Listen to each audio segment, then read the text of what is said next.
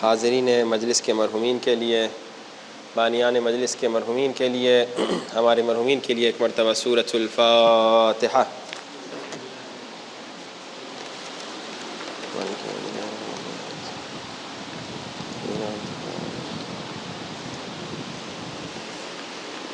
اب مجھے نہیں معلوم کہ کل کے پروگرام میں کتنے مومنین تھے جو ابھی یہاں بیٹھے ہوئے ہیں، لیکن جو میں نے سوال دیا تھا اس میں 18 مردوں نے جواب دیا ہے اور 24 خواتین نے جواب دیا ہے، اور ماشاءاللہ یہ بہت بڑی بات ہے۔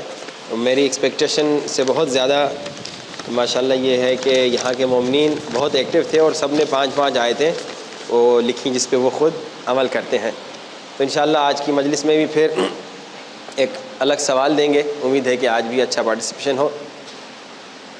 یہ جو درس کا سلسلہ ہے بہت اچھی بات ہے کہ مجلس کے علاوہ بھی ایک پروگرام رکھا جائے جس میں موضوع پہ ڈیپلی گہرائی کے ساتھ گفتگو ہو، لیکن اس میں اچھائی کب بڑھتی ہے جب یہ ون سائیڈڈ نہ ہو۔ اگر یہاں بھی میں مجلس کی طرح پڑھ کے بول کے چلا جاؤں تو پھر تو یہ ڈبل مجلس ہو رہی ہے، ایک رات کو ایک دن کو، ہے نا؟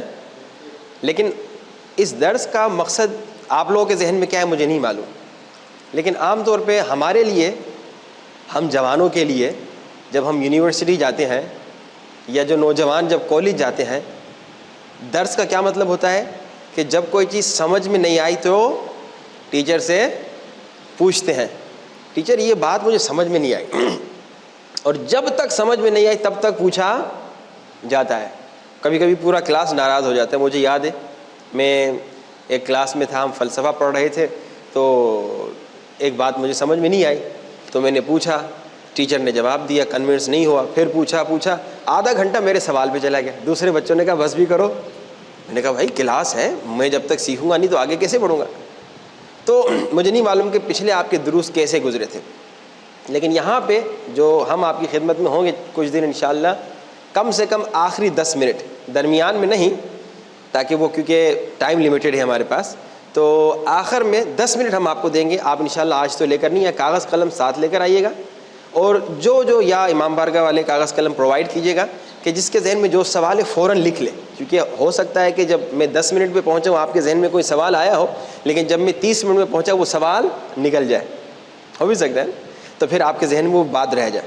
تو درس مینز لیکچرز مینز جہاں پہ آپ کمیونیکیٹ کرتے ہیں ٹیچر سے، چاہے سسٹرز میں ہو وہ سوال لکھ کے بھیج دیں، یا چاہے بردرز میں وہ ڈائریکٹ پوچھ لیں۔ تو ایک تو یہ بات رہے گی کہ ہم کتنے بجے مجھے ختم کرنا ہے؟ یہ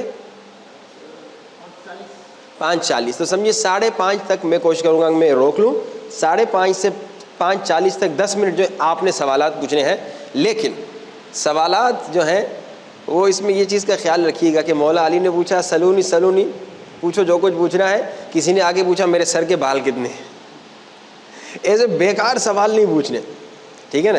نمبر 1، میرا ٹیسٹ لینے کا کوئی کوشش نہ کیجیے گا مولوی صاحب سے ایسا سوال پوچھے دیکھیں ان کو جواب بھی آتا ہے کہ نہیں۔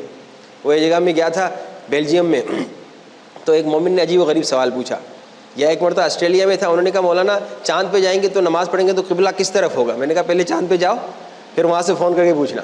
تو ایسے بیکار سوال نہیں پوچھیں کہ مولوی صاحب کو ٹیسٹ کریں اس کا علم کتنا ہے۔ نمبر 2، ٹاپک جو ہم جس پہ ڈسکشن کریں گے اس سے آؤٹ نہ کریں، کیوں کہ بھائی وہ پھر بات میں اس کا جواب دوں یا اس موضوع سے نکل جائیں گے۔ تو جس موضوع پہ میں گفتگو کروں گا اس سے متعلق اگر آپ کو سوال ہو تو بے جھجک شرمائے بغیر سوال پوچھیے، اور انشاءاللہ اس پہ ہم آپ سے گفتگو کریں گے۔ کوئی اور بھی سوال اس سے کنیکٹڈ ہو کسی بھی موضوع پہ انشاءاللہ آپ پوچھیے گا، اگر ہمیں معلوم ہوگا تو ہم آپ کو جواب دیں گے، لیکن پرائرٹی کس چیز کی ہوگی؟ اس موضوع کی جس پہ ہم گفتگو کریں گے۔ اور دوسری بات یہ کہ الحمدللہ جیسے کل کے موضوع میں نے اشارہ کیا تھا اور آج رات انشاءاللہ گفتگو کریں گے کہ جس انسان کو کسی چیز کی قیمت، ویلیو کا پتہ ہو کہ یہ چیز کتنی ویلیوبل ہے تو وہ اس کی طرف جاتا ہے۔ اب آپ کا جو درس کا سلسلہ ہے مجلس سے اور زیادہ ڈھیلا ہے۔ کل مجلس میں 200 لوگ تھے تو یہاں پہ 20-40 لوگ ہیں۔ اس کی کیا وجہ ہے کہ اکثر لوگوں کی نظر میں درس کی ویلیو نہیں ہے، ٹھیک ہے نا؟ تو کل بھی میں نے کہا تھا اور آج پھر کہہ رہا ہوں، ہر وہ مجلس، ہر وہ درس جہاں پہ ذکر اہل بیت ہو، جہاں پہ پیغام اہل بیت بتایا جائے تو وہاں پہ 1 گھنٹہ بیٹھنے کا ثواب 10 مرتبہ قرآن پڑھنے کے برابر ہے. تو یہ اپنے دیگر دوستوں کو بتائیے گا کہ یہاں ٹائم ضائع نہیں ہو رہا، بلکہ یہاں پہ 10 مرتبہ قرآن پڑھنے کا ثواب لکھا جا رہا ہے. آج مختصر میں پہلے آج کی رات کے متعلق گفتگو کروں گا اور پھر اس کے بعد اس موضوع کو شروع کروں گا جو انشاءاللہ ان دنوں میں ہم آپ کی خدمت میں حاضر ہوں گے. آج کی رات کی اہمیت کہ جو ابھی انشاءاللہ آنے والی ہے مغربین کے بعد. آج رات سال میں ویسے تو ہم 3 دن کرتے ہیں اور ویسے بھی آخری 10 راتوں میں سے کوئی ایک رات شب قدر ہو سکتی ہے، لیکن ایک ہی رات ہے نا، ایک رات ہے. اور کل والی مثال اگر آپ کل کی مجلس میں تھے کہ 30 کلومیٹر کھودو 30 کلو سونا ملے گا. ایک رات ہے، پوری رات اٹھے رہو اور کیا ہوگا، تمہاری تقدیر بدل جائے گی، کیونکہ سگنیچر ہونا ہے، آپ کی تقدیر پہ سگنیچر ہونا ہے شب قدر کو، یا آج کی رات یا 21 کی رات یا 23 کی رات یا آخری 10 راتوں میں سے کوئی ایک رات. اسی لیے جو مشہد میں ہم نے دیکھا ہے کہ جو بزرگ علماء ہیں، سمجھدار علماء ہیں، وہ آخری 10 رات ہر رات شب قدر کے اعمال آ کے مولا رضا کے حرم میں کرتے ہیں. ہم دیکھیے جب انسان کو اتنی بڑی چیز مل رہی ہے، مثلا جو جوان ہے جس کی شادی نہیں ہو رہی، وہ اس کو آج رات تقدیر میں بیوی مل سکتی ہے. جو غریب ہے جس کو پیسے نہیں مل رہے اس کو آج رات پیسے مل سکتے ہیں. جو بے اولاد ہے اس کو آج رات اولاد مل سکتی ہے. تقدیر ہے. علیکم السلام. جس کی موت لکھی ہوئی ہے وہ آج رات اپنی زندگی بڑھا سکتا ہے. کو اندازہ لگائیے. وہی بالکل وہ مثال یہاں پہ ایکوریٹ آ رہی ہے کہ جب آپ کو معلوم ہو کہ سونے کی ویلیو کیا ہے تو آپ 30 کلومیٹر کھو دیں گے، لیکن جب آپ کو معلوم نہ ہو کہ سونے کی ویلیو کیا ہے آپ محنت نہیں کریں گے. اور اکثر ہم نے دیکھا ان راتوں کو مومنین کیا کرتے ہیں، کہتے ہیں مولانا صاحب 1.5 گھنٹے میں اعمال ختم کریں، ہمیں گھر جا کے سونا ہے، کل جاب ہے، کل بچوں کا اسکول ہے، کل یہ ہے، کل بھائی 30 کلو سونا مفت میں مل رہا ہے تو آپ اتنی محنت کر رہے ہیں. یہاں 30 کلو نہیں، 300 کلو نہیں، 3000 کلو نہیں، تقدیر بدل رہی ہے. یعنی اگر آپ جہنمی ہیں خدا نہ خواستہ تو آج رات جنتی بننے والے ہیں. اور آج رات کے اعمال میں سے ایک عمل یہ کہ پوری رات اٹھے رہو، گپ شپ نہیں، غیبتیں نہیں، فلمیں ڈرامے نہیں، فٹ بال میچ دیکھنا نہیں، کرکٹ میچ دیکھنا نہیں، عبادت کرو. اور ہمارا کیا حال ہے، اکثر جگہ، اکثر ایران میں تو ماشاءاللہ پوری رات ہوتے ہیں اعمال، پاکستان میں بعض علاقوں میں پوری رات ہوتے ہیں، لیکن اکثر یورپ میں، آسٹریلیا میں، کینیڈا میں مومنین، یہاں کا میرے کو تجربہ نہیں ہے، لیکن جو مجھے بتایا گیا کہ مولانا 1.5 گھنٹے میں انشاءاللہ 2 گھنٹے زیادہ اس کو بس ختم کر لیں. لیکن اب میں تو اتنی دیر میں ختم کر لوں گا، پریشان مت ہوئیے گا. لیکن اب سوال یہ ہے کہ آپ کو ایسا موقع مل رہا ہے کہ پوری رات، ایک رات، اور یہی رات شب قدر کی رات ہو سکتی ہے، اور اگر ہو اور آپ نے سو کے گزاری ہو تو پھر جناب آپ نے تو ضائع کر دیا نا، موقع ختم ہو گیا. کتنی بری بات ہے کہ ایک مجھے موقع مل رہا ہے. میں اکثر یہ مثال دیتا ہوں، یہ آج کو پھر آپ کو دیتا ہوں مثال، شاید آپ نے سنی بھی ہو، کہ بھائی مثال کے طور پہ یہ آپ کے ساتھ میں یونیورسٹی ہے نا، ٹھیک ہے جی، اور ابھی راستے میں ایک مومن نے بتایا یہاں پہ یونیورسٹی فری بھی ہوتی ہے. ایسے ہی ہے، یونیورسٹی فری ہے، لیکن انگلینڈ میں ہمارے یہاں وہاں پہ یونیورسٹی فری نہیں ہوتی. ٹھیک ہے نا، 16,000 پاؤنڈ، 30,000 پاؤنڈ، 70,000 پاؤنڈ، ڈیپینڈ کرتا ہے آپ کا کیا نام ہے سبجیکٹ کیا ہے. فورنرز کے لیے تو بہت زیادہ، ایون جو برٹش ہیں ان کے لیے بھی یہی حال ہے. اب آپ تصور کیجئے یہ جو آپ کی یونیورسٹی ہے اس میں بیچلر کرنے کا 30,000 یورو جو ہے خرچہ ہے. اگزامپل دے رہا ہوں، فار ایگزامپل، ویسے تو فری ہے، لیکن تصور کیجئے کہ آپ کے جوان کو اس یونیورسٹی میں یا یہاں کی کسی یونیورسٹی میں بیچلر کرنے کا خرچہ کتنا ہے، 30,000 یورو. اور یونیورسٹی نے اعلان کیا کہ آج رات جو آ جائے صبح تک کچھ ہم نے کورسز رکھے ہوئے ہیں، جو ان کورسز میں آ جائے تو ہم وہ 30,000 معاف کر دیں گے. بات سمجھ میں آ رہی ہے نا بھائی؟ آپ کے بچے کو بیچلر کرنا ہے، فار ایگزامپل 30,000 یورو اس کا خرچہ ہے. یہ بالکل ساتھ والی یونیورسٹی میں یونیورسٹی نے اعلان کیا آج رات، جس کو ہم شب قدر کی رات کریں، جو آ جائے پوری رات کے شروع ہونے سے صبح تک کچھ ہم نے کورسز رکھے ہیں، یعنی سمجھے دعائیں ہیں، وہ ان پہ عمل کریں تو ہم آپ کے بچے کا 30,000 معاف کر دیں گے. سچ سچ بتائیے کتنے مومنین آئیں گے؟ وہ جو بیچلر کرنے والے وہ تو آئیں گے، ان کے ابا بھی آئیں گے، ان کے دادا بھی آئیں گے، کہیں گے 30,000 مفت میں مل رہا ہے. سمجھ آئے؟ کیوں دنیاوی معاملات میں ہم ایسے کیوں بڑھتے ہیں؟ کبھی کہیں سیل لگی ہوئی ہو تو ہم پاگلوں کی طرح وہاں پہ کھڑے ہو جاتے ہیں. میں نے اپنی آنکھوں سے دیکھا, میں کینیڈا میں ٹورنٹو میں تھا, تو وہ باکسنگ ڈے کی کوئی سیل لگی تھی, پتہ نہیں آپ کیا باکسنگ ڈے ہوتا ہے کہ نہیں, تو باکسنگ ڈے تھا کوئی, تو اس کی سیل لگی ہوئی تھی. تو آئی فون اس زمانے میں جو $900 کا تھا وہ $600 کا دے رہے تھے, $300 سستا, بالکل نیو جو ریلیز ہوا تھا, ایک تو وہ اور دوسرا $300 سستا. تو ہم نے کہا چلو ہم بھی لے لیتے ہیں, $300 کا فائدہ ہوگا. تو ہم جب وہاں سے لینے گئے دکان کے قریب, ابھی 2-4 گھنٹے باقی تھے دکان کے کھلنے میں, دکان ابھی کھلی نہیں تھی, ہم نے اپنی آنکھوں سے, انگریز تھے مسلمان نہیں تھے, لائن دیکھی, لمبی لائن, بہت لمبی لائن. اور لوگوں سے پوچھا تو لوگوں نے کہا کہ ہم تو ایک دن پہلے سے یہاں کھڑے ہوئے, کیونکہ موبائل فار ایگزامپل تھے 20-30. ہاں بھائی, اب وہ ہر ایک کی کوشش تھی کہ مجھے مل جائے, مجھے مل جائے. تو جس کو شوق تھا کہ مجھے مل جائے تو وہ ایک دن پہلے پہنچ گیا. اور یہاں بھی حقیقتاً ابھی اگر اعلان ہو جائے کہ بھائی فلاں دکان پہ آئی فون 14 Pro Max لیٹسٹ یہی ہے نا, اس کے علاوہ کوئی اور ہے؟ ابھی نہیں ہے. آئی فون 14 Pro Max یہاں پہ کیا قیمت ہے اس کی؟ لندن میں 1400 پاؤنڈ ہے, یہاں پہ کیا ہے 1400 یورو ہوگا, 1600 یورو.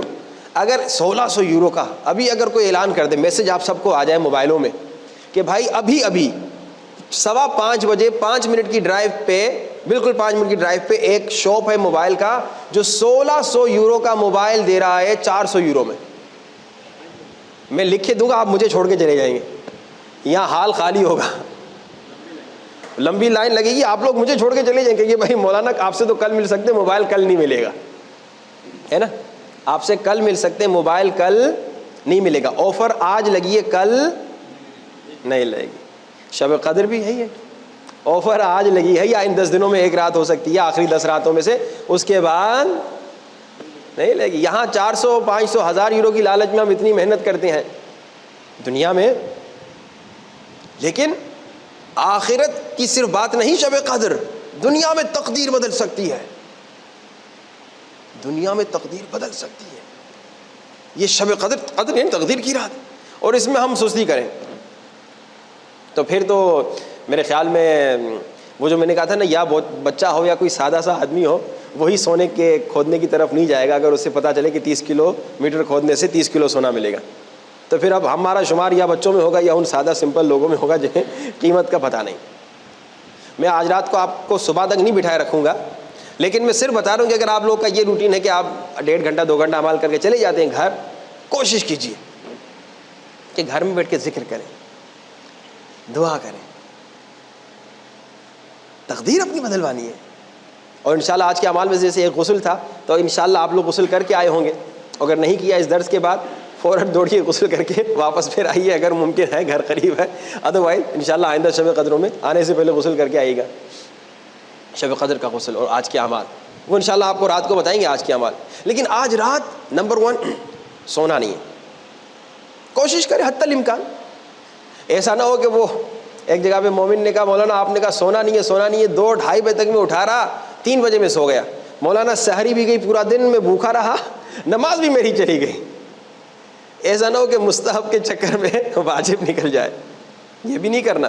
لیکن اگر ممکن ہو تو آپ یہ کریں کہ آج رات اٹھے رہیں اور آج ذکر کرتے رہیں, آج ذکر کرتے رہیں. اور ایک آپ کو نسخہ بتاؤں گا انشاءاللہ رات کی مجلس میں, اگر یاد رہا کہ آج رات اس نسخے پہ عمل کریں.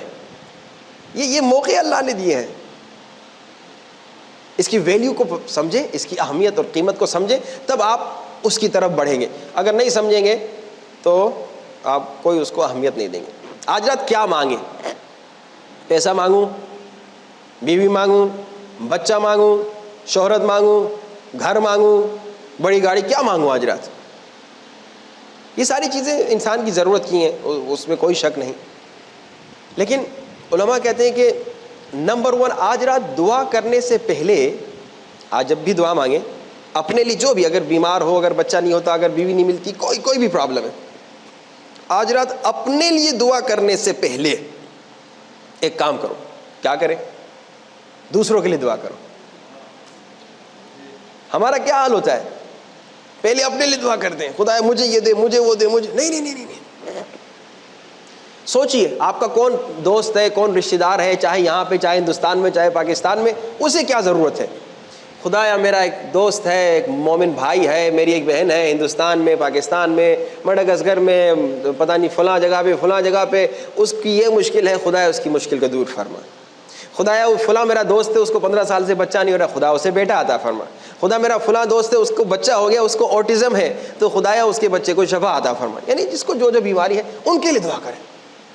آپ کہیں گے مولانا عجیب بات کرنے، دنیا میں اگر مثال کے طور پہ آفر لگی ہو اسی آئی فون کی 1600 کا 400 کا مل رہا ہے، اور اس میں یہ ہو کہ بھائی آپ 2 آئی فون لے سکتے فار ایگزامپل، تو میں تو یہی کہوں گا نا، ایک اپنے لیے لوں، ایک اپنی بیوی کے لیے لوں، یا ایک اپنے لیے لوں، ایک اپنے اماں ابا کے لیے لوں، ایک اپنے لیے اپنے بھائی بہن کے لیے لوں، پڑوسی کے لیے تھوڑی نہ لوں گا۔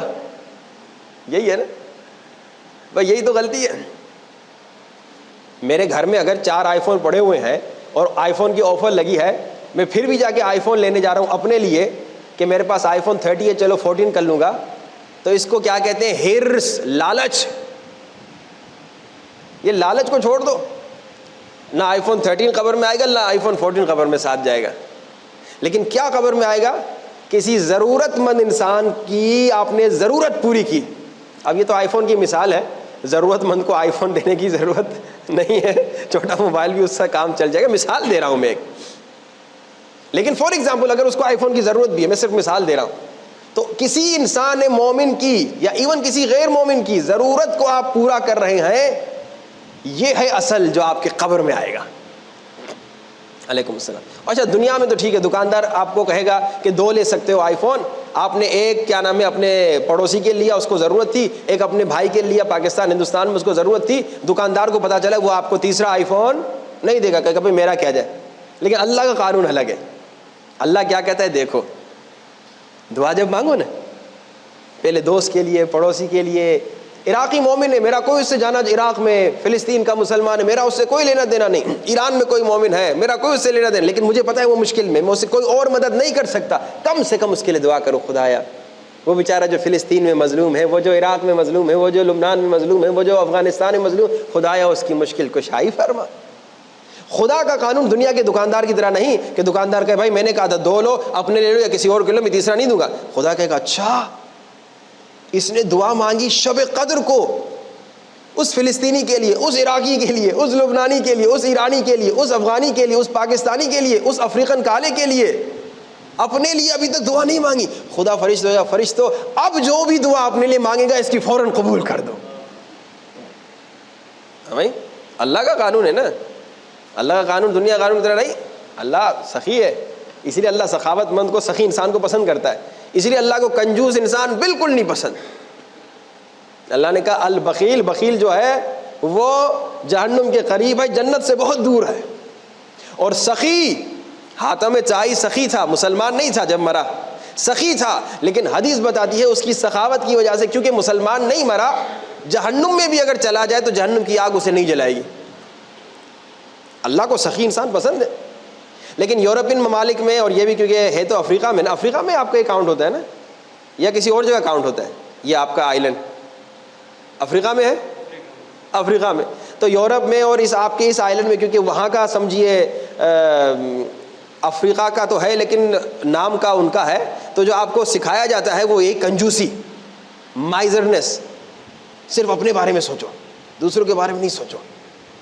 اسلام کہتا ہے دوسروں کے بارے میں پہلے سوچو پھر اپنے بارے میں سوچو۔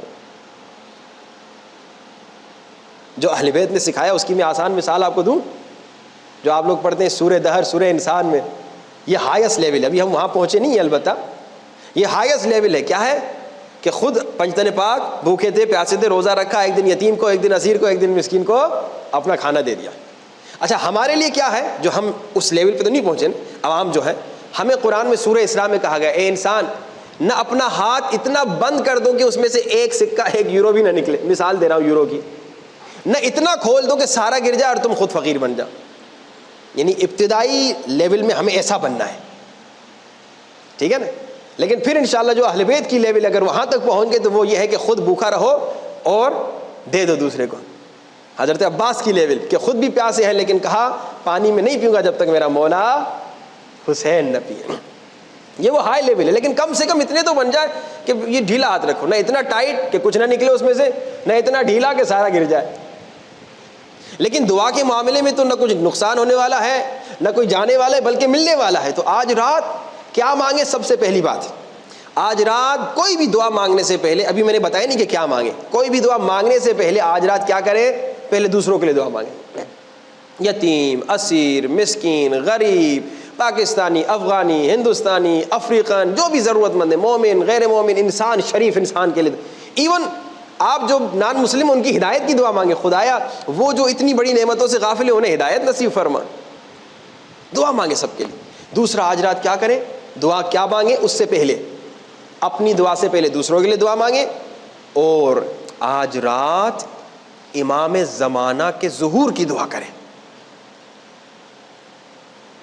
مومنین بھول جاتے ہیں، آج رات امام زمانہ کے لیے دعا کریں. بھئی آپ کی تقدیر پہ سائن کون کر رہا ہے؟ انا انزلنا فی لیلۃ القدر، لیلۃ القدر خیر من الف شہر، تنزل الملائکۃ والروح فیہا بإذن ربہم من کل امر سلام ہی. مطلب یہ کل امر جو لے کے آ رہی ہے، کس پہ لے کے آ رہے ہیں؟ کل امر یعنی آپ کی تقدیر. یہ فرشتے کس پہ نازل ہو رہے ہیں؟ امام زمانہ پہ. اور آپ کی تقدیر لا رہے ہیں کہ امام سائن کریں. اب سائن ضروری نہیں کہ فزیکل سائن ہو، سائن سے مطلب یہ نہیں اپروول دینا، کیونکہ اللہ کے نمائندے ہیں. تو آج رات امام زمانہ کے ظہور کے لیے دعا کریں گے تو آپ کی دعا جلدی قبول ہوگی.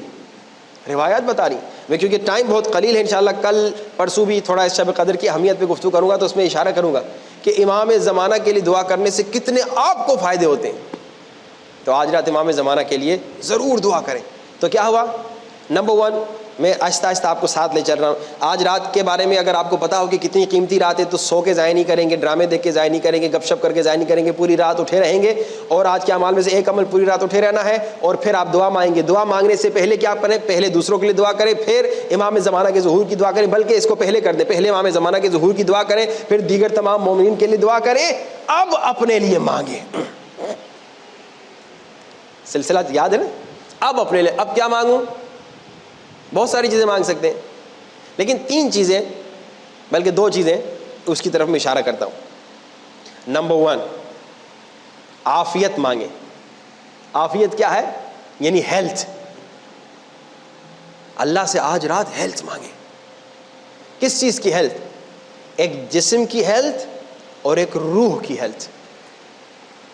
یہ 2 چیزیں بہت ضروری ہیں. یہ آج رات مانگنا ہے.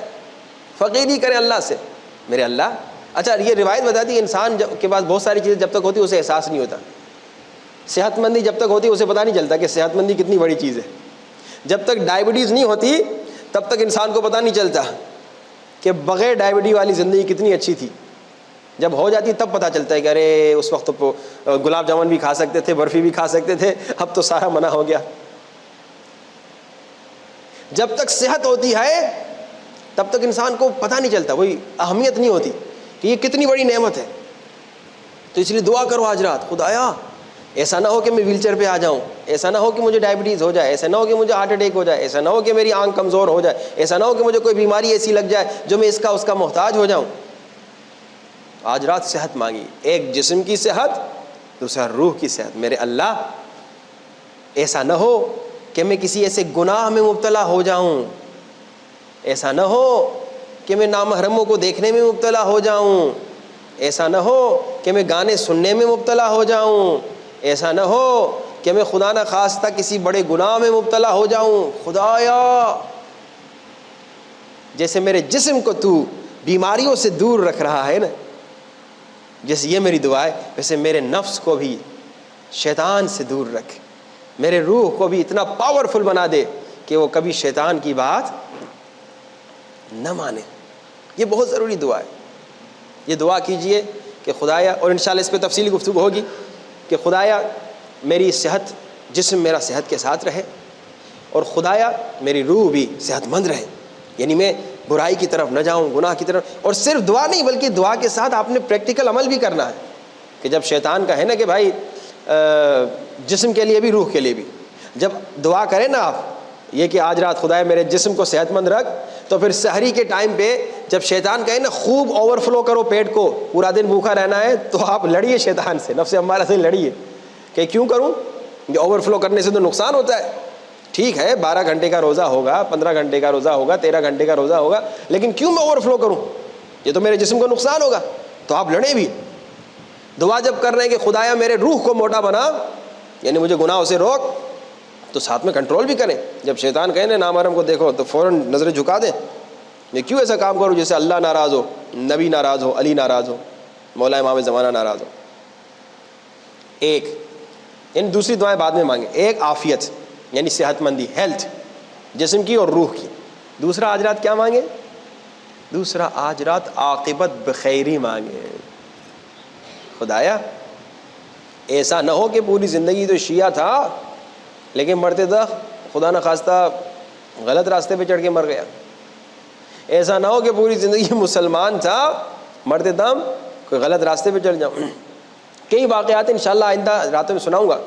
یہ عاقبت بخیری بہت ضروری ہے، بہت کئی واقعات ہیں، کئی واقعات ہزاروں لاکھوں تاریخ میں موجود ہیں۔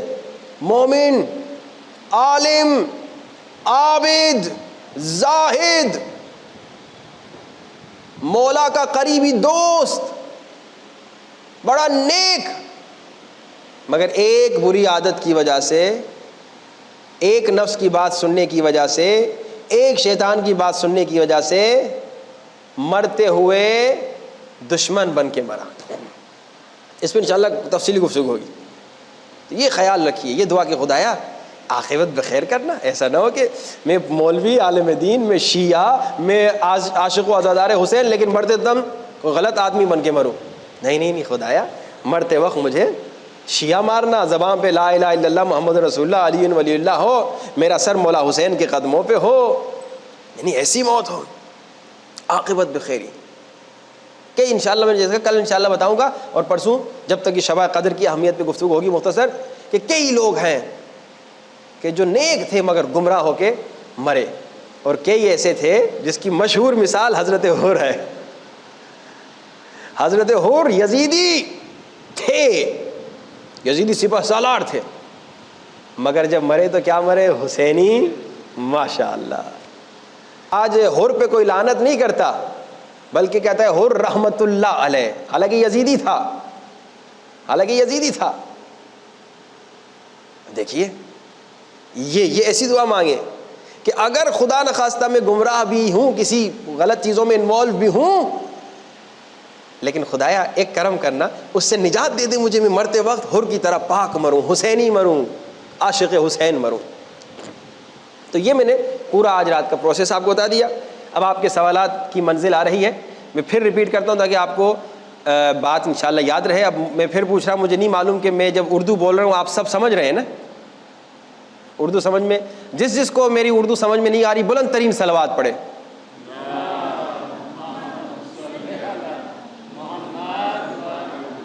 اچھا، اب جس کو میری اردو سمجھ میں آ رہی ہے وہ بلند صلوات پڑھے۔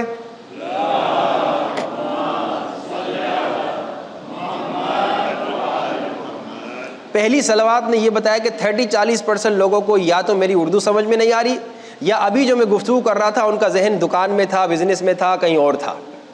اب اس پہ بھی خیال رکھیے، ہم آپ کا درمیان میں ٹیسٹ لیتے رہیں گے کہ آپ کہاں گھوم رہے ہیں، ادھر ہیں یا کہیں اور ہیں۔ باہر کے تو میں نے کیا کہا، آج رات کوشش کریں کہ اعمال جو ہے سارے کریں، آج رات اٹھے رہیں۔ یہ ایک بڑا خزانہ ہے، 30 کلو سونے سے زیادہ آپ کو آج رات مل رہا ہے، تقدیر بدلے گی، نمبر 1۔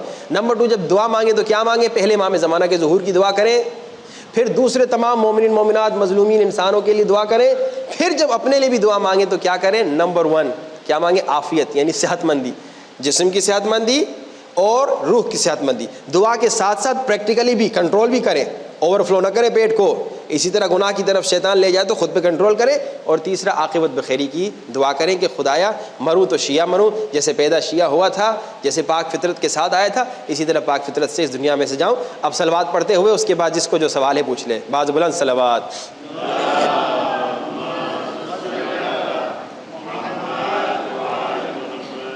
عجل فرج۔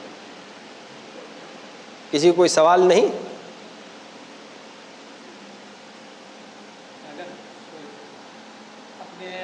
تھا کہ عاقبت اس سے پہلے میرا ارادہ ہے کہ میں جو صدر تعلیم ہے دھرم پر، تو میں یہ دعا پہلے کروں گا تو بعد میں جو دوسرے لوگوں کے لیے دعا مانگ رہا ہوں، جی ہاں وہ دعا پہلے کرنی ہے، کیونکہ جب حدیث بتاتی ہے کہ جب آپ دوسروں کے لیے پہلے دعا کرتے ہیں نا تو آپ کی دعا جلدی قبول ہوتی ہے. یعنی کوئی بھی دعا آپ اپنے لیے، اب مولا حسن کا واقعہ تو آپ نے سنا ہے کہ دیکھا کہ اماں دعا کر رہی ہیں پڑوسی کے لیے، ان کے لیے، ان کے لیے، ہمارے لیے کیوں نہیں کر رہی اماں؟ تو بیوی سکھا رہی ہے کہ پہلے دوسروں کے لیے دعا کرنی ہے. ایک امام کا صحابی تھا، اس نے کیا نام ہے تمام لوگوں کے لیے دعا کی. ایک خاص ایسا وقت تھا جس وقت دعا کی قبولیت کا وقت تھا. دوسرے صحابی نے دیکھا، اس نے کہا تو پاگل آدمی ہے، دعا کی قبولیت کا وقت ہے اور تو دوسروں کے لیے دعا کر رہا ہے. کہا کیا تم نے حدیث نہیں سنی، جب تم دوسروں کے لیے دعا مانگتے ہو تو تمہاری دعا کے قبول ہونے کے چانسز ملین ٹائم بڑھ جاتے ہیں. تو جب میں دوسروں کے لیے پہلے دعا کرتا ہوں تو اس میں کیا ہوتا ہے، میری دعا کی قبولیت کے چانسز بڑھ جاتے ہیں. اور اسی طرح جب میں امام زمانہ کے لیے دعا کرتا ہوں، ایک تو کیونکہ ہمارے امام ہیں علیکم السلام، دوسرا اس لیے کہ جب امام کے لیے دعا کرتے ہیں اگین ہماری دعا کی قبولیت کے چانسز بڑھ جاتے ہیں. تو کوئی بھی اپنے لیے دعا کر رہا ہوں، دنیا کی یا آخرت کی، عاقبت بخیری کی یا عافیت کی یا دنیا کی کسی بھی چیز کی، تو وہ بعد میں جب میں کروں، پہلے بھی کروں اس میں کوئی حرج نہیں ہے، لیکن جب میں بعد میں کروں گا کہ میرے چانسز بڑھ جائیں گے قبول ہونے کے، تو پھر ہوشیار آدمی یہی کرے گا کہ جہاں چانسز زیادہ ہیں میں پہلے وہ والا کام کروں. جی اچھا، سوال جب نہیں ہوتا اس کی دو وجوہات ہوتی ہیں. ایک تو مومنین شرما رہے ہوتے ہیں، اور دوسرا مومنین کا ماشاءاللہ علمی معیار بہت زیادہ ہوتا ہے کہ ان کے ذہن میں کوئی سوال نہیں ہوتا. تو میں حسن ظن کروں گا دونوں انشاءاللہ یہ ہے کہ صورتیں اچھی ہوں گی، کیونکہ مومنین شرما رہے ہیں اسی لیے نہیں پوچھ رہے، اور دوسرا کہ علمی معیار آپ لوگ کا اتنا ماشاءاللہ ہائی ہے، کوئی نئی چیز آپ کو سوال کرنے کی ضرورت نہیں ہے حاصل کرنے کی. بسم اللہ. علیکم السلام.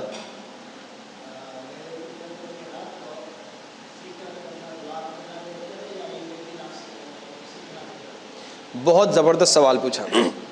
لیلۃ القدر کی رات کو ذکر کرنا، دعا پڑھنا بہتر ہے یا لیلۃ القدر کی رات کو علم دین، علم اہل بیت حاصل کرنا بہتر ہے؟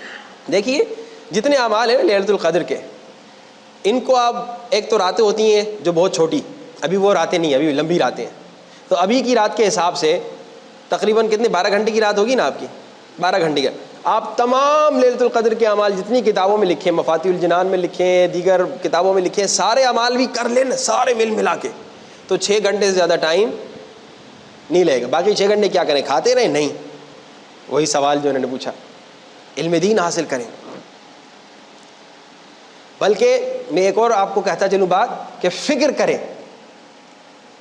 کہتے کہ 1 گھنٹہ فکر کرنا، 1 گھنٹہ سوچنا 70 سال کی عبادت سے افضل ہے، بہتر ہے.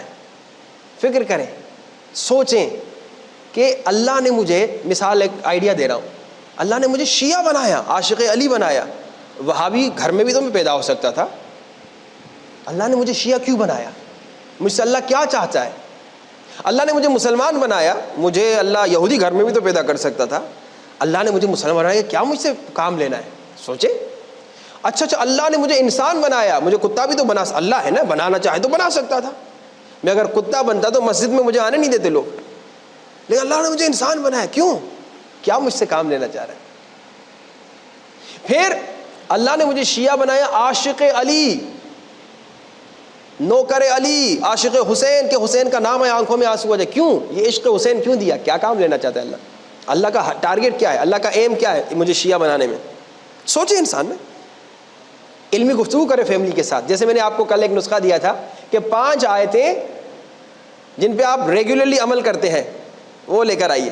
تو میں حیران ہو گیا، مومنین اور مومنات نے ایسی ایسی آیتیں دی، وہ میں جو بہت مجھے اچھی لگی وہ میں لکھے آیا ہوں. مثلا ایک مومنہ نے کہا میں اس آیت پہ عمل کرتی ہوں، لا یبدین زینتہن الا لبعولتہن، کہ میں اس پہ عمل کرتی ہوں کہ قرآن کہہ رہا ہے کہ ایک خاتون کسی کے سامنے میک اپ کر کے نہ آنا، نامحرم کے سامنے میک اپ کر کے نہ آنا، صرف اپنے میاں کے سامنے میک اپ کر کے آنا، یعنی اپنی زینت. اسے ہم اس پہ عمل کرتے ہیں. کتنی کمال کی آیت. یہ انسان سوچے گا تو اس پہ. اب مثلا ایک اور میں آپ کو طریقہ بتاؤں، ہم مشہد میں اس پہ ہم عمل کرتے ہیں. فیملیز والے جو دیندار گھرانے عام طور پہ جب اعمال ہو جاتے ہیں, ابھی سحری میں ٹائم باقی ہوتا ہے, تو حرم امام رضا چلے جاتے ہیں اور وہاں پہ گفتگو کرتے ہیں. کیسے؟ مثلا ایک حدیث اٹھاتے ہیں, کہتے ہیں کہ اس حدیث کے بارے میں سوچو, اس حدیث کا میسج کیا ہے. مثلا المؤمن مرآت المؤمن, مومن مومن کے لیے آئینہ ہے. اس کا ترجمہ تو میں نے بتا دی, اب اس پہ سوچو اس کا مقصد کیا ہے, اس حدیث کا مقصد کیا ہے. تو ہر ایک اپنا اوپینین بتاتا ہے. اس کا مقصد یہ ہے کہ مومن مومن کے لیے آئینہ ہے, یعنی مومن مومن کو اس کا عیب دکھائے گا جیسے آئینہ عیب دکھائے گا. پھر کوئی کہتا ہے مومن مومن کے لیے آئینہ, یعنی آئینہ وہی عیب بتاتا ہے جو ہوتا ہے, ایگزیجریٹ کر کے نہیں بتاتا. تو مومن جب عیب بتائے تو ایگزیجریٹ کر کے نہیں بتائے. مومن مومن کے لیے آئینہ, اس کا مطلب آئینہ جب مومن کو اس کا عیب بتاتا ہے تو پھر وہ دوسرے لوگوں کو نہیں بتاتا فلاں میں یہ عیب تھا, اسی کو بتاتا ہے. وہ عیب آئینے میں چپک نہیں جاتا تھا کہ دوسرے کو آ کے بتائے. تو مومن مومن کا آئینہ یعنی اسی کو بتاتا ہے, کسی اور کو نہیں بتاتا. ایک حدیث ہے, ایسے کتنی حدیثیں ہیں. آج شب قدر اٹھائیے, گھر جا کے جب اعمال ہو جائے اس میں بیٹا بیٹی اس حدیث کا کیا مقصد, یا اس آیت سے کیا کیا مقصد تمہیں سمجھ میں آ رہا ہے, ترجمہ پہلے بتا دیں بچوں کو, پھر بولے اس پہ سوچیں, ڈسکشن کریں. آپ خود سوچیں میں آیا کیوں دنیا میں, کس مقصد سے آیا, مرنے کے بعد کیا ہوگا, میں نے کرنا کیا ہے. یا ایک بہترین آپ کو ٹاسک دے دیتا ہوں, اس پہ آپ کوشش کیجیے, آج رات عمل کر سکتے ہیں. گول بنائیے اپنے, 10 گول بنائیے کہ میں اپنی سوسائٹی میں آج رات, یعنی سوچیے اپنی سوسائٹی میں کیا چینج لے کر آؤں.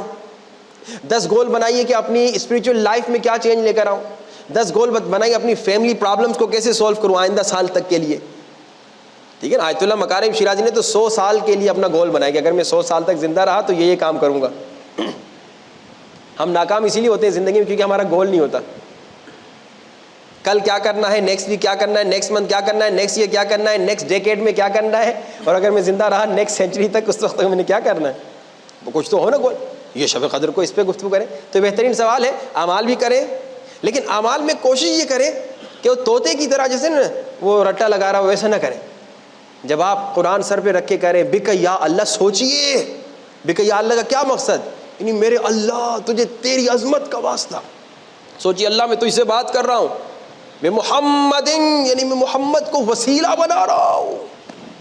خالی پڑھے نا, میں اکثر مومنوں کو کہتا ہوں دعائے توسل, دعائے کمیل, دعائے ندبت, جب آپ پڑھتے ہیں نا عربی, بسم اللہ الرحمن الرحیم, بسم اللہ, عربی آپ کو ترجمہ آتا نہیں ہے, پڑھتے تو ہیں دعا لیکن وہ آپ کو اس کی میننگ کا نہیں پتہ ہوتا. تو کوشش کریں جتنی دعائیں ہو سکتی ہیں اس کی میننگ کے ساتھ پڑھیں تاکہ آپ کو پتہ تو چلے میسج کیا ہے. اب چونکہ دعائے جوشن کبیر بہت لمبی ہے, وہ خالی پڑھنا ہی اس میں 1-1.5 گھنٹہ لگتا ہے. اگر میننگ کے ساتھ پڑھیں تو سحری تک تو یہیں بیٹھنا پڑے گا آپ کو. لیکن میں یہ کام نہیں کروں گا, آپ اس پہ عمل کر سکتے ہیں. اللہ کے 1000 سے زیادہ نام ہیں دعائے جوشن کبیرہ میں. اگر ان ناموں پہ نہیں سوچنا, کم سے کم یہی جملہ سبحانک لا الہ الا انت الغوث الغوث خلصنا من النار یا رب, اس جملے پہ سوچیں کہ یہ جملہ ہم 100 مرتبہ کیوں ریپیٹ کر رہے ہیں, اس کا مقصد کیا ہے. تو بہترین سوال, امید ہے کہ جواب مفید واقع ہوا ہوگا. کسی اور کو 2-3 منٹ بچے میرے خیال میں.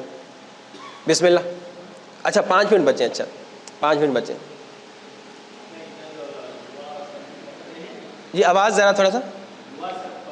ہاں ہاں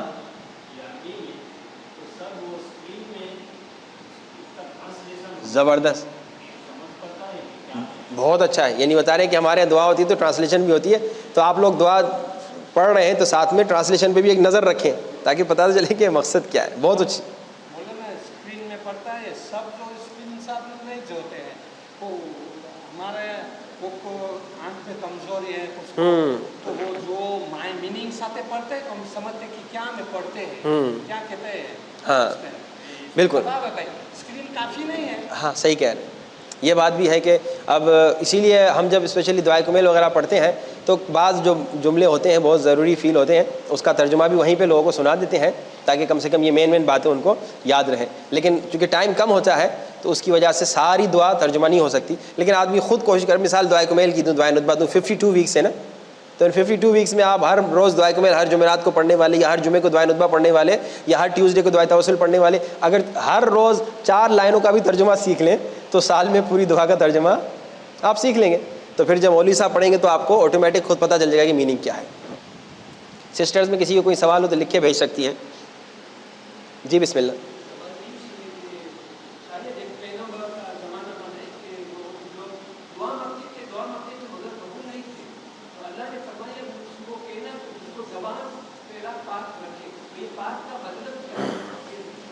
یہ تو کمال کا سوال ہے جس پہ پورا گھنٹہ ٹائم دینے کی ضرورت ہے، لیکن میں صرف اشارہ کرتا ہوں، پھر اس پہ گفتگو کریں گے آگے. کہ دعائے کمیل میں ہم پڑھتے ہیں میرے اللہ، اللہم اغفر لی الذنوب التی تحبس الدعاء. یہ پڑھتے ہیں نا کہ میرے اللہ میرے ان گناہوں کو بخش دے جن کی وجہ سے دعا جیل میں چلی جاتی ہے. یہ جیل کیا ہے کہ دعا مانگنے دعا قبول نہیں ہو رہی. کچھ گناہ ایسے ہیں جن کی وجہ سے دعا جیل میں چلی جاتی ہے. مثال ان میں سے ایک گناہ جھوٹ بولنا. آپ ایک جھوٹ بولیں گے 40 دن دعا قبول نہیں ہوگی. اب بعض مزے میں جھوٹ بولتے ہیں ہنسی مذاق میں، تو 40 دن دعا قبول نہیں ہوگی. اب دعا کر رہے میرے اللہ بھائی کا خدا نہ خواستہ کسی کے ایکسیڈنٹ ہو گیا، کہہ رہا خدا یا بھائی کو بچا، ڈاکٹر کہہ رہا ہے بچنے کی کوئی امید نہیں، بس دعا ہی سے بچ سکتا ہے. اور آپ نے ابھی کل جھوٹ بولا ہے 40 دن تک، بھائی پتہ نہیں بچے گا بھی کہ نہیں بچے گا. آپ کو زبان پہ کنٹرول کرنا ہے. ایک لقمہ حرام پیٹ میں گیا 40 دن دعا قبول نہیں، یہ وہ گناہ ہے. اب 1 منٹ کی لذت کی خاطر اگر آپ نے ایک لقمہ حرام کھا لیا، مزہ تو تب تک ہے نا جب تک منہ میں اندر جائے گا تو وہ کچرا بن کے باہر نکلے گا.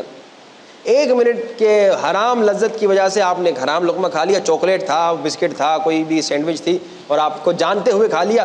بلکہ اس میں یہ الگ موضوع ہے کہ نہ جانتے ہوئے بھی اگر کھائیں گے تو اس کا آپ کو اثر تو ہوگا. جیسے غلطی سے اگر میں زہر پی لیتا ہوں، کیا میں مروں گا یا بچوں گا؟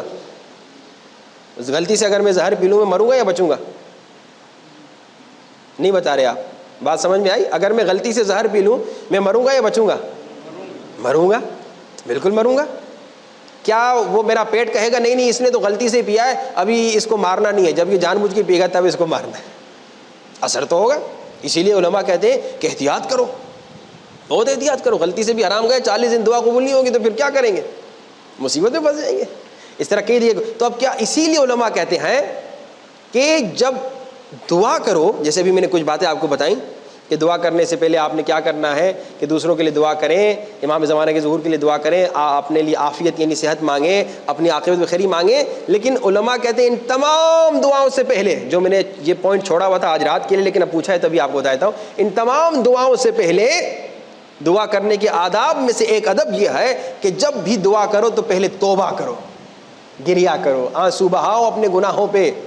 اپنی زبان پہ اگر اس نے جھوٹ بولا، اپنی آنکھ پہ اگر اس نے نامحرم کو دیکھا، اپنے کان پہ اگر اس نے گانے سنے، اپنے ہاتھ پہ اگر اس نے ظلم کیا تو توبہ کرو گے. بلکہ دعا کے آداب اور بھی ہیں کہ اس سے پہلے صلوات پڑھو جب بھی دعا کرو.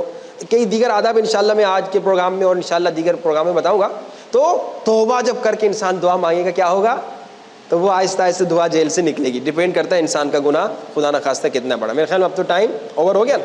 لیکن کل سے کوشش کیجئے کہ آپ جب میں گفتگو کر رہا ہوں جب سن رہے ہیں تو ذہن میں جو سوال آ رہا ہے اس کو انشاءاللہ کاغذ قلم دے دیجیے گا، وہ لکھا کریں تاکہ اس موضوع سے ریلیٹڈ کنیکٹڈ سوالات آپ پوچھیں، تاکہ یہ درس آپ نے نام ہی اس کا درس رکھا ہے تو درس رہے اور ون سائڈڈ نہ ہو. اپنے مرحومین کو یاد کیجیے. ہمارے مرحومین کے لیے، اپنے مرحومین کے لیے ایک مرتبہ سورۃ الفاتحہ.